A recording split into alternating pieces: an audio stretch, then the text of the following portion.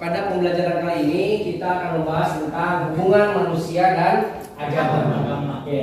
Namun sebelumnya saya ingin bertanya kepada kalian, barangkali ada yang sudah mendengar atau sudah pernah membaca dari berbagai literasi tentang manusia. Oke, siapa ini? Apa itu yang disebut dengan manusia? Manusia adalah makhluk sosial. Manusia adalah makhluk sosial. Oke. Lanjut. Ini manusia, apa yang dimaksud dengan manusia? Manusia adalah makhluk yang berakal. Manusia adalah makhluk yang berakal. Siapa lagi? Apa yang disebut dengan manusia? Manusia adalah ciptaan yang sempurna. Ciptaan yang sempurna. Apa manusia? Manusia adalah yang punya keinginan. Oke. Berbagai literasi Al-Quran mengatakan bahwa manusia itu banyak panggilannya. Di antaranya adalah manusia itu diantaranya adalah al-bashar, ya, bashar. Nah, Rasulullah berkata, "Ana basyaru mislukum." Aku, kata Rasulullah, basyaru, manusia seperti kamu semua. Oke, bisa dipahami di situ? Ya. Manusia adalah, saya adalah seperti manusia seperti kamu. Artinya bahwa di mana letak persamaannya antara kita dengan Nabi? Persamaannya Nabi tidur, kita juga tidur. Nabi makan, kita juga makan. Nabi menikah, kita juga punya keinginan menikah. Ya, itu persamaannya. Tapi ada perbedaannya. Perbedaannya kalau Nabi sedikit makan, kalau kita sedikit makan, ya. Kalau Nabi itu sedikit tidur, kalau kita sedikit tidur. Itu bedanya, ya. Yang kedua, konteks manusia dalam sisi agama, al-insan al-hayawanun natin. Manusia itu adalah hewan yang diberi akal. Nah, bagaimana manusia dihubungkan dengan agama? Nah, sekarang agama. Apa yang dimaksud dengan agama? Coba kamu, apa yang dimaksud dengan agama? Yang lain, coba. Silakan. Agama coba. Ajaran. Agama itu adalah ajaran. Apa agama? Agama keyakinan. Apa lagi? Siapa lagi? Agama. Ya. Kalau dalam bahasa Sanskerta, agama itu adalah A itu tidak, agama itu kacau. Jadi agama menurut bahasa Sanskerta itu adalah tidak kacau. Nah, berbeda dengan konsep Al-Quran bahwa agama itu ad-dinu, ya, bahwa agama itu ad-din. Tapi tidak setiap agama adalah ad-din. Ya. Makanya disebut di situ adalah dinul Islam. Ya, disebut dengan agama Islam. Yang jelas hubungan antara manusia dengan agama sangat erat sekali. Dari mana kita tahu bahwa manusia dengan agama sangat erat hubungannya? Ya, tadi bahwa manusia itu adalah makhluk yang punya nafsu, yang punya akal, yang punya keinginan, tetapi harus didasari dengan agama agar hidupnya tidak kacau. Alasan manusia perlu agama yang pertama, manusia itu memiliki sifat fitrah. Kenapa? Karena manusia dilahirkan di dunia ini dalam keadaan fitrah. Kullu mauludin yuladu ala fitrah. Fa abawahu yuhawidanihi aw yunasironihi aw yumajisanihi. Nah, jadi manusia, setiap manusia yang lahir ke dunia ini ya dalam keadaan fitrah, suci. Kecuali orang tuanya yang akan membuatnya itu menjadi satu Yahudi, dua yang ketiga Majusi. Ya, kecuali orang tuanya. Kenapa kok agama Islam nggak disebut? Karena ketika di dalam kandungan sudah berjanji kepada Allah bahwa dia lahir dalam keadaan Islam. Ya bagus. Kenapa tadi ngacung? Ya sama, karena pada asalnya manusia itu adalah dalam beragama Islam. Jadi setiap manusia yang lahir itu adalah dalam keadaan Islam. Jadi di situ yang disebut dengan fitrah itu adalah dia sudah beragama, yaitu agamanya agama Islam. Fitrah itu adalah Islam. Jadi dia semuanya lahir di dunia sudah beragama Islam. Nah makanya mau diyahudikan, mau dinasranikan, atau mau dimajusikan itu tergantung kepada kedua orang tua. Kemudian yang kedua, kenapa manusia butuh agama? Ya, ada yang tahu barangkali? Kenapa manusia butuh agama? Yang kedua, agar tidak tersesat. Oke, yang lain. Sebagai pengatur kehidupan. Supaya hidupnya teratur. Ya, tadi yang di awal manusia butuh agama karena manusia itu memiliki fitrah. Ya. Nah, yang kedua manusia butuh agama itu karena manusia punya kelemahan.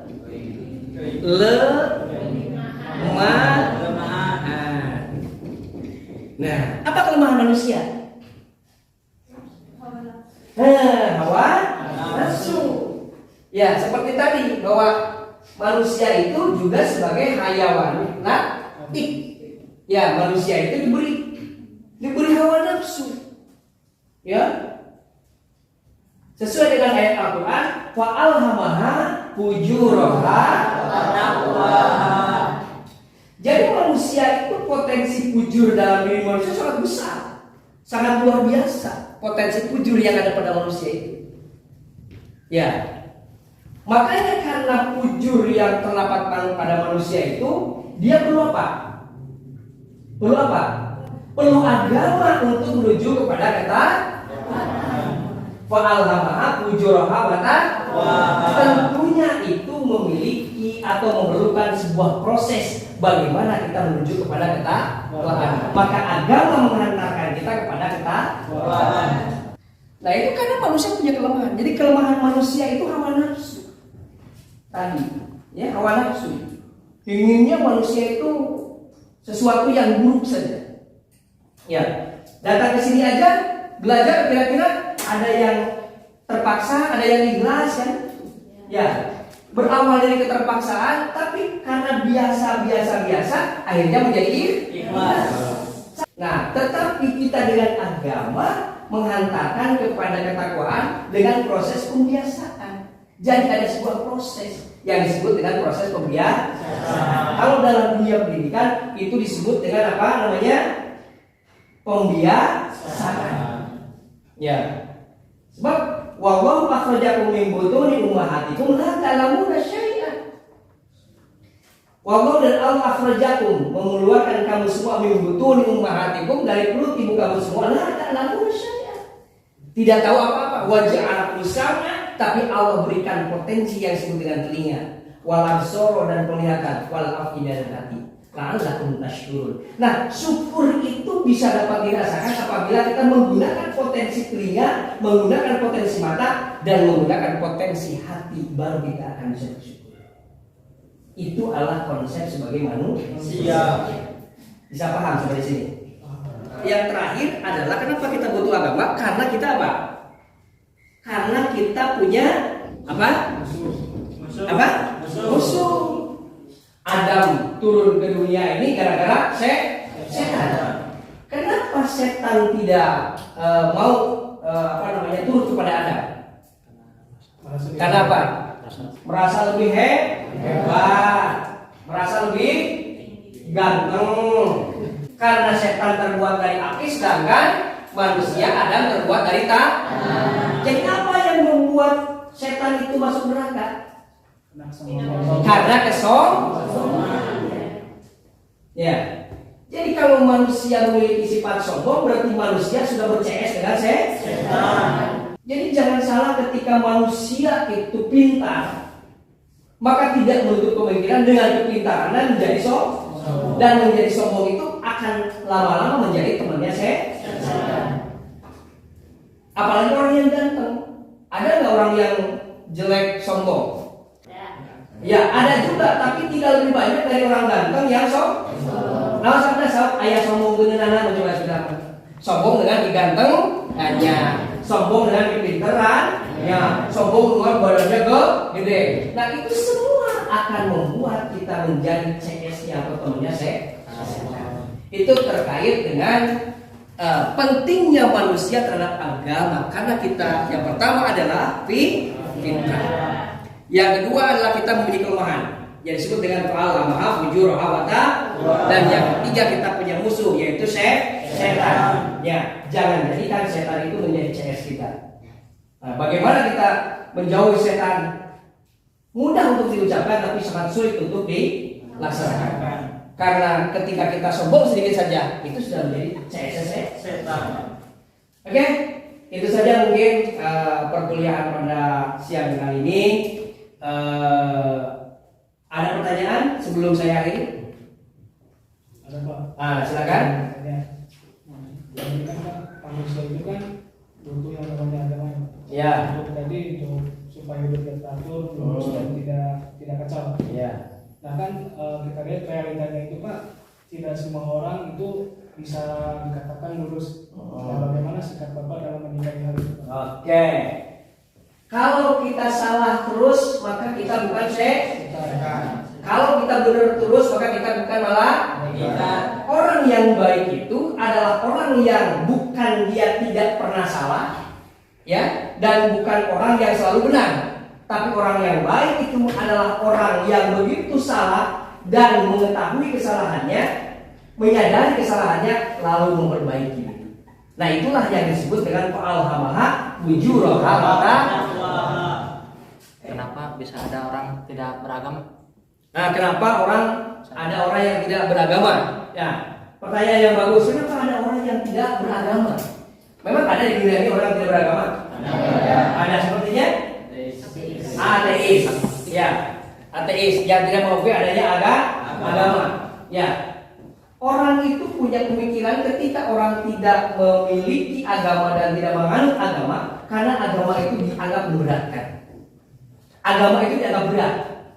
Ya. Kata orang Kristen, nggak apa-apa kan itu, sholat capek, harus 5 waktu sehari semalam, capek itu. Nah, jadi agama dianggap sebagai beban. Ya, maka dia tidak pernah berpikir tentang bagaimana dia beragama. Karena agama itu adalah sebuah keyakinan, sebuah ajaran yang harus diyakini. Ya kalau tidak yakin, ya tidak perlu punya agama. Ya itu orang yang tidak yakin dengan adanya agama. Oke. Sudah, kalau sudah tidak ada pertanyaan lagi, maka perkuliahan pada siang hari ini kita sudahi dengan sama-sama membacakan hamdalah. Sekian yang dapat Bapak sampaikan. Terima kasih atas segala perhatiannya. Assalamualaikum warahmatullahi wabarakatuh.